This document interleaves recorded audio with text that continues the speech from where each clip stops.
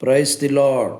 మన ప్రభువును మన రక్షకుడైన యేసుక్రీస్తు నామములో ఈ సమయంలో ఈ వీడియోను వీక్షిస్తున్న మీకు ప్రభు పేరిట నా శుభాభివందనాలు తెలియచేస్తున్నాను.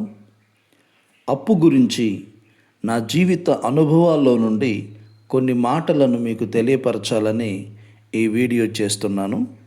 అప్పుల బాధలను తట్టుకోలేక తమను తామే పొడుచుకున్నవారు ఎంతోమంది ఉన్నారు.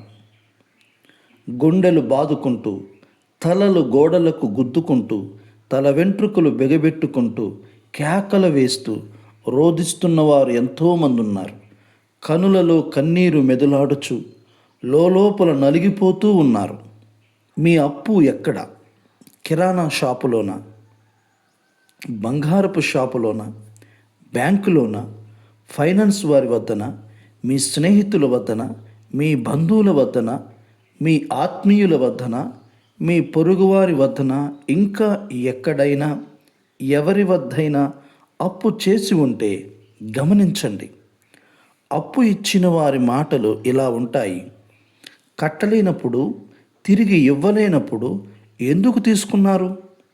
నీవు ఏం చేస్తావో నాకు తెలీదు, కట్టవలసిందే అంటారు. తీసుకునేటప్పుడు తెలియదా? మాకు డబ్బులు ఎక్కువయ్యి మీకు ఇచ్చామా? నా డబ్బు తిన్నవారు బాగుపడరు అంటారు.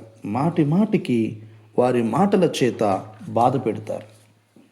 అప్పులు వారికి సమాధానం చెప్పలేని పరిస్థితిలో ఇలా వ్యవహరించటం, మొహం చాటివేయటం, వారు ఫోన్ చేస్తే ఏం చెప్పాలో అర్థం కాక ఫోన్ లిఫ్ట్ చేయకపోవటం, ఇస్తామన్న టయానికి డబ్బులు ఇవ్వకపోవటం వలనే కదా. దయచేసి ఇక నుండైనా అప్పు చేయకండి.